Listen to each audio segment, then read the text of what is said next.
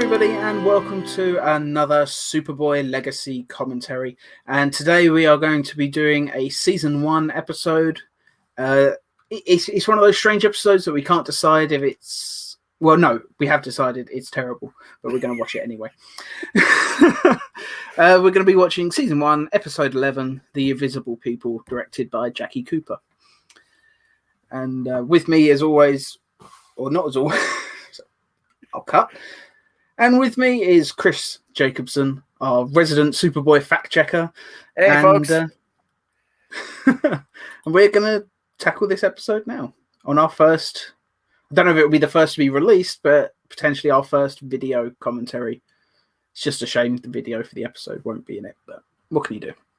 Yep. Get ready to watch. I'll be counting us in, and we'll press play on 3, 2, 1, go. 3, 2, 1, go. Okay.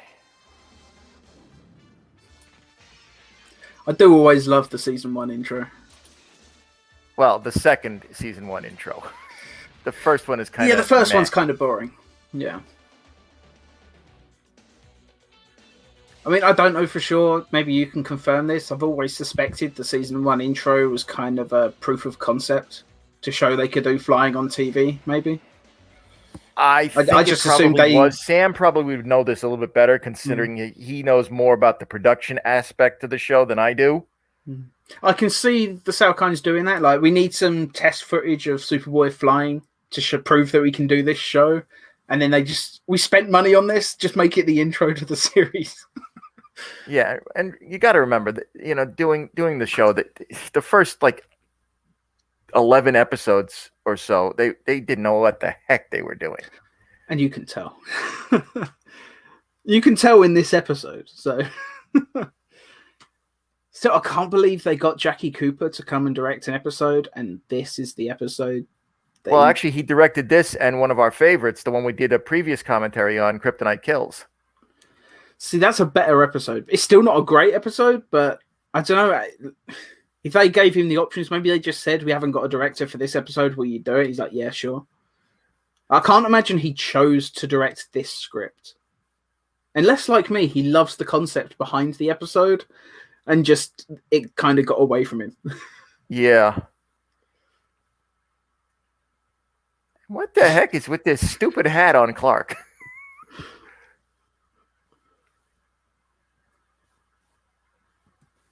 I just love that they're doing some sort of shady deal just next to a pool at, what I assume is a hotel, and there's just guys walking past in the shortest shorts imaginable. Yeah. It's like, yeah, this is a good place to have our shady meeting. Surrounded by witnesses.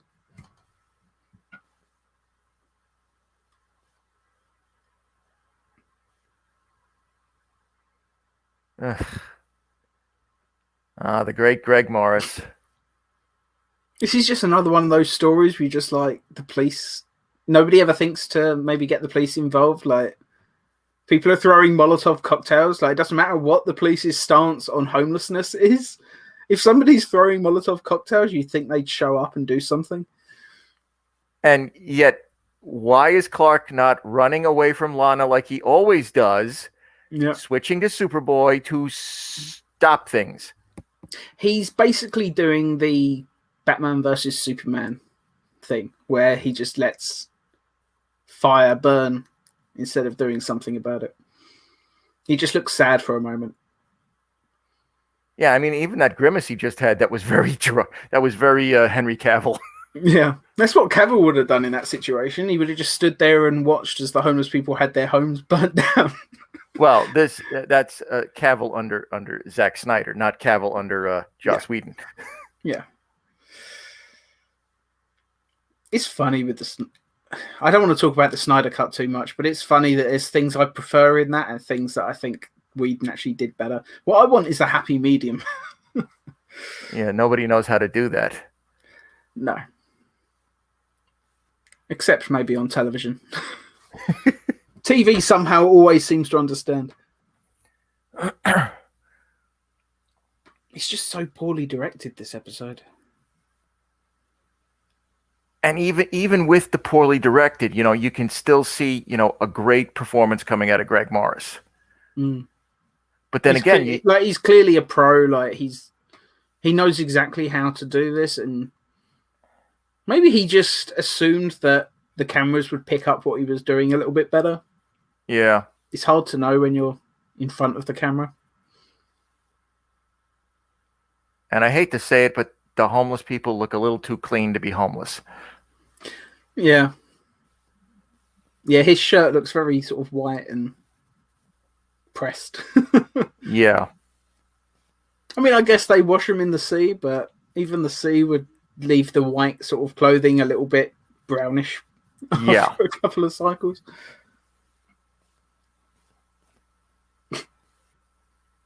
I just love that he's just immediately implicating himself in the crime by just standing there with his cup of coffee, just watching and antagonizing. It's just like, oh, I wonder who's behind this Molotov cocktail attack. It's like maybe it's the guy throwing shrimp at us now.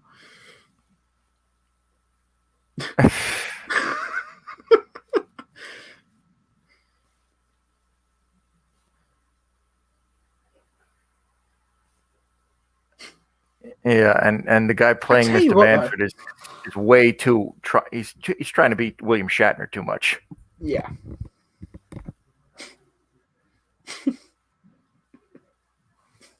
It's just terrible. They're struggling to open that gate, even though it only just comes up to their waist. They could easily just hop over it. Yeah. Especially since I have to go down steps in order to get to it. So it's actually, just do that. Just do what John did. Doesn't take Superboy to do that. I wonder why they chose to put him in that hat. Seriously, it does not work. Yeah. I kind of like the bad guy's red coat, though. I would never wear it, but it's kind of snazzy for the time. I have to appreciate the fashion, at least. Here's the problem that I find. Clark just threw a guy into a table, and he's not getting arrested. Yeah. Out of all of them, he was the most violent of the people. It's funny, though, because I love the concept of, like, Superboy tackles homelessness and stuff like that, and, like, greedy capitalist, like, businessmen. Yeah. Totally would work for a Superboy or Superman story. Like, but then they just do this. Like, they just had a scene where Superboy fights some bad guys next to a swimming pool, and I don't think any of the bad guys got thrown into the swimming pool. But it's there. Yeah. He throws them into tables, which probably cost them money to make breakaway tables. Just throw the actors into the water. Unless, of course, they got the breakaway tables on a bulk discount. Maybe save them for another episode. The pool's there. Just throw them into the water. Have like a good big splash. Like, it's production value. Yeah, like they're just wasting what they've got. Yeah, but if they throw the guy, let's say they throw the long-haired guy with the suit into the pool. Yeah, they can only do one take. Yeah, they can only do one take, and then they have to wait like 3 hours for him to dry, and then do another take. Yeah, and they were on a very, very shoestring. Just throw some of the henchmen into the pool. Just get second unit to shoot just some extra cutaway shots of them going into the water. Yeah. I tell you what, though, if I don't, maybe this does happen in America, but if I was homeless, the beach is the last place I would choose to go to, because the tide comes in of a night. Yeah. Plus all that sand as well. High and low tide, yeah. Yeah. High and low tide, the sand's just getting everywhere. Like, Anakin Skywalker would just he'd go on a murderous rampage over this. Yeah, I was thinking the exact same thing.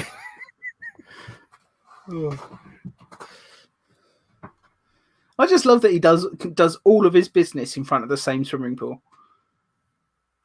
It's like they had one location for him and just shot all of his stuff in one day. Yeah. That's probably it. They probably just had permission to shoot at a hotel on a beach, and it's like, well, what can we do?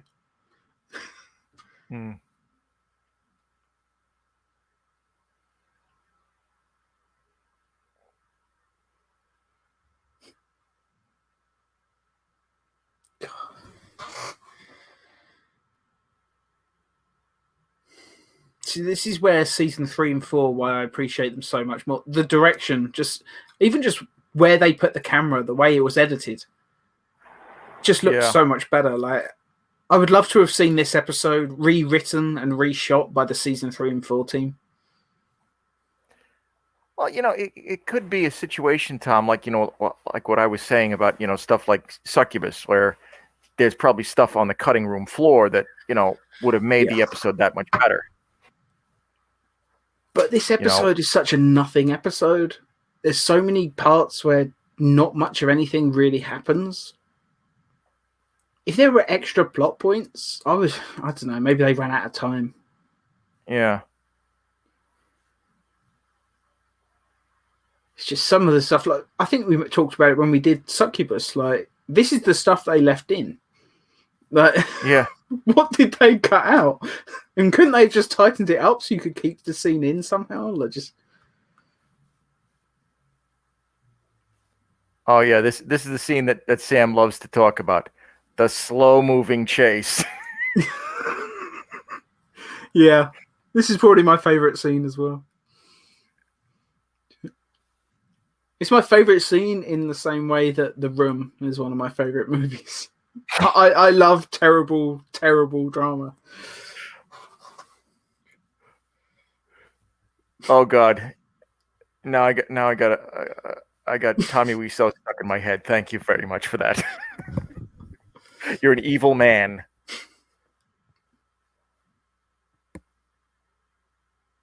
See, if I had the ability to do it, I would so edit that scene so right after the van slowly goes away, I would just have Tommy Wiseau on that tram from the intro sequence of The Room. The little tram down the middle of San Francisco just following along behind. In a shot he clearly didn't have permission to film. I just love all this stuff's going on. But what's Clark doing? He's playing beach ball with a child. And why is stuff going on? Like, a Molotov cocktail got thrown like half an hour ago. Like, be a bit more proactive, please, Superboy. And yet she's just standing there. Yeah, and the van's moving so slowly. She probably could have caught up with it. Yeah, she probably. It's like the old zombie movies. People say just do a brisk walk in the other direction. You'll be fine. Yeah, that was fine up until Zack Snyder did his Dawn of the Dead remake. And yeah, that and 28 Days Later. As soon as the zombies became fast, I lost all interest in them at that point. But that's a conversation for another day. Yeah. That is a damn good movie, though. Zack Snyder's Dawn of the Dead. Probably one of my favourite fast zombie movies. It's probably my favourite movie he's done. But then I don't know. I like Watchmen. Yeah, I saw Watchmen at cinema. I don't think I've seen it since. I just didn't enjoy it that much. I swear TJ's got more injuries now than he did when he was thrown into the van. Yeah, I think we have. I do wonder. There's a deleted scene where he got beaten up a second time. Either that or we have an overzealous makeup department. He's also covered in dirt now. And I don't know why that would be, because he was knocked out and then thrown into a van. Like, at no point was he sort of thrown into a mound of like dirt and mud or something. Plus, he's on a beach. Where would the dirt even come from? It's mostly sand. Yeah, so if he'd be covered in anything, it would be sand. Yeah. But they take the time to cover TJ in dirt, but all the homeless people look clean the whole way through. It's just the priorities of this shoot are just completely wrong. Yeah.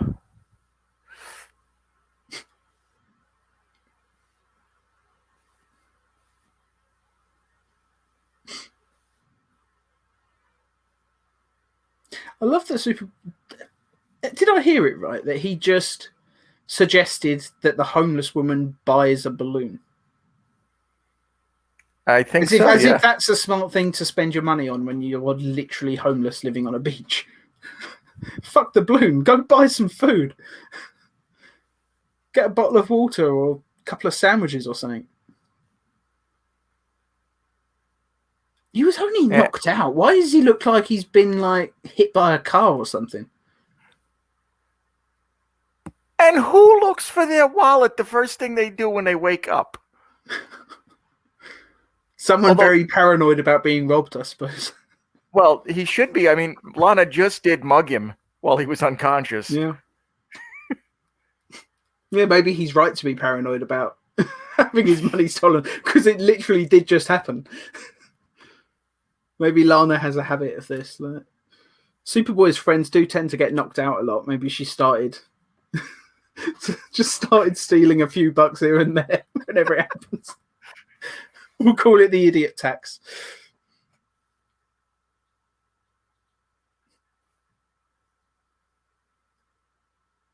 See, they could have done away with this whole balloon sequence if they had just left in the whole thing with Iron Gate.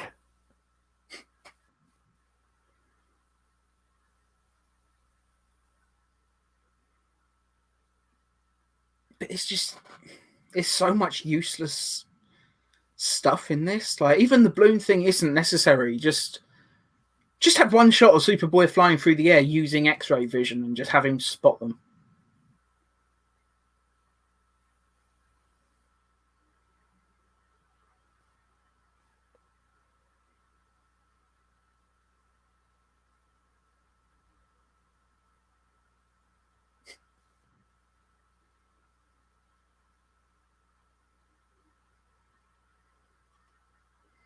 Yeah, Super with his X-ray vision, like if he's just flying over, X-raying the roofs of all the warehouses in the area, he's gonna spot the main bad guy pretty easily with what he's wearing.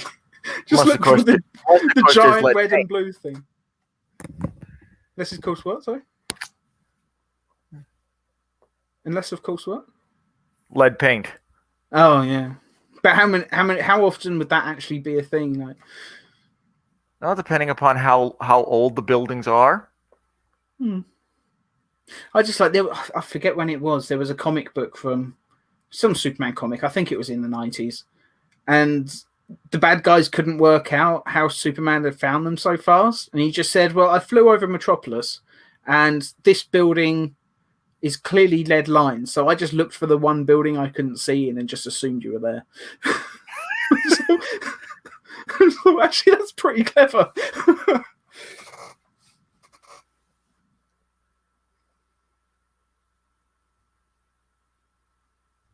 Again, the only standout performance in this episode is Greg Morris. Yeah. I mean, he's working with almost nothing here. And it's like Abe Vigoda in his episode as well. Like, it's a very nothing episode, but he puts his all into that performance. Like, you believe that he's in mental distress in that episode, and it's just like this. Like, this is what the episode should have been. He should have been caught in the first 2-3 minutes of the episode. It just had him being interrogated the entire time, and just had like a Superboy race against the clock to free him. I don't know.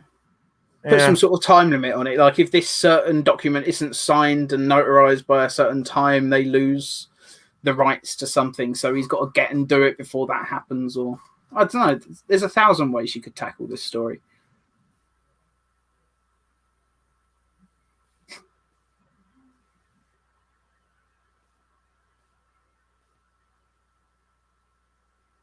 So yeah, you didn't need any of the balloon stuff. Just had that shot of Superboy looking through the roof of the warehouse.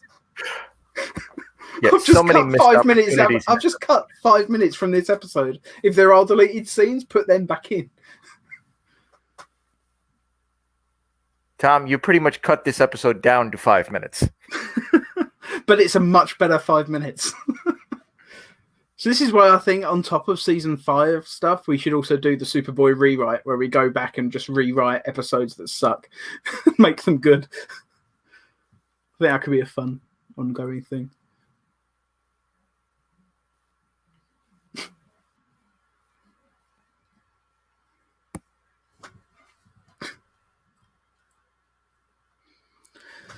I don't think it's his decision to press charges. Suppose I don't press charges. I mean, Not only has the guy got corrupt cops on his payroll, so if you don't press charges, you're an arsehole because they Well, deserve actually, to they're be. not corrupt cops. They're just they're security guards. Oh, are they? Even so, they're like throwing Molotov cocktails and stuff. Like that's serious. That's serious, like crime. Like I don't think you get to choose whether to press charges in that situation. Yeah, I mean, Damon's right in not pressing charges against the kidnapping. Okay, But everything else. yeah, he has no. But even with the kidnapping charge, like I'm pretty sure there's certain crimes that are once they reach a level of seriousness, it's not the victim's decision to press charges or not. Yeah, and of course, even though it's very golden age Superman in this, Clark essentially blackmailing and extorting the bad guy. Yeah, there's so much wrong with this episode. But it is just so funny to watch. Like this, as you said, the super slow speed chase earlier is just gold. And I mean, and I love his performance. Like that's a standout. Yeah, I mean, and just that one sequence when he says, "You took the first step, you saw that we were there." Yeah, that's great. That's a great bit of dialogue. It's just, I don't know. Maybe this episode, they should have given them a few more weeks to write it and just said, "We'll push this episode back on the schedule" or something. Yeah. Unless they only had access to the hotel and beach for a set. And Greg Morris. Yeah. But surely, I don't know. If I was working on it, I probably would have made sure at least the script is ready before casting and location hunting. Like, yeah. What an episode! What an episode! Yeah, another missed opportunity. But that's season the one. That's the hallmark of season one. Yeah, season two for quite a lot of it. I think season 2 is a lot better, but there's a lot of misses too. Yeah. It's still a huge improvement, but there are episodes like Invisible People in season 2. Yeah. Well, folks, that was our rather biased commentary of Invisible People. I won't apologizing for saying that this is one of my favorite episodes. It's just one of my favorite episodes for completely the wrong reasons. I can see why you might expect something better of this because it's Superboy tackles the homeless. Okay, great. Yeah. That would be a great comic book. Like, I don't know. Get someone like Peter J. Tomasi to write it during the Rebirth era, and he's like teaching his son Jonathan like about the world and trying to teach him to be kind and all that. That could be a really interesting issue of that era of Superman comics. Yeah, it just doesn't work for this show. Maybe with another rewrite it could have done, but it's just it didn't have a chance. Even with a brilliant performance at the center. 3 more rewrites. Yeah, to excise a lot of crap from it. It would have been a great season 3 episode. Like you could have it that the reason they show up there is somebody on the beach has the idea to sort of fake an alien encounter to get the Bureau down because they know Superboy often will follow. Like just there's so many silly little ways, like just a tiny little thing, and it just starts the whole story moving. And there's just 1,000 ways they could have handled it, and they just chose for it. Well, they're there because the episode needs them to be. There's no real reason why they're there. I guess they're there for the Schuster paper. Yeah. Okay. Yeah. I can see why Sam says I want my 22 minutes back after watching this. But it's the same reason why, if we were to look at Lois and Clark, why I like the Christmas Toyman episode that Dean Cain wrote. Is that the one with Sherman Howard? No, it's the one with the rats that make Sherman Helms. Yeah, and he makes the rats that make the children greedy, and it makes the adults greedy as well. It's a really terrible episode, but it's kind of fun in just a trash sort of way. Plus, it's kind of funny to me that Dean Cain wrote it, And it is a Toyman episode, technically. It's just a shame that this is the only episode with Toyman, and it's kind of terrible because Toyman is an awesome villain that deserves to be done justice. Like even Superboy had a better toy. There was a season 4 episode of Lois and Clark that had a version of the Toyman. It was closer to the Jack Nimble 1970s version. I'd forgotten about that. It was not the same actor, clearly. No, it was Grant Shaw from Murphy Brown who was playing it. And he was wearing a full-on season 4. I so rarely go back and watch season 4. But I'll go back and watch like the season premiere because it's kind of like having a Zod story, even though it's not Zod. Yeah. And I'll maybe go back and watch the Tempest episodes, just because Tempest is awesome. It's basically just the reverse Flash, but for Superman. Yeah, I mean, it's Lane Davies, being, hamming it up and just having a brilliant time. And my favorite episodes of Lois and Clark are the Tempest episodes because he's just so much fun to watch. But yeah. Anyway, I think this has been long enough for a commentary. A little bit at the end. Yeah. Hopefully people have enjoyed this episode. Thank you so much for watching. Be sure to like, share, subscribe, all that good stuff. Leave us a comment, actually. Let us know what you thought about this episode. And if you have ideas for how you would have done a rewrite, as we've discussed during the commentary, let us know. Leave us a comment, say what you would have done differently, because I'd know. I'd love to read it. So, and folks, no saying don't make the episode. Yeah, come up with an actual way to improve the episode without just saying, "Well, just scrap it." There are ways to fix this. It's just, there are so many ways to fix this. It's just crazy. There's like 1,000 ways you could have taken this story. But anyway, thank you for watching. Thanks, folks. Goodbye.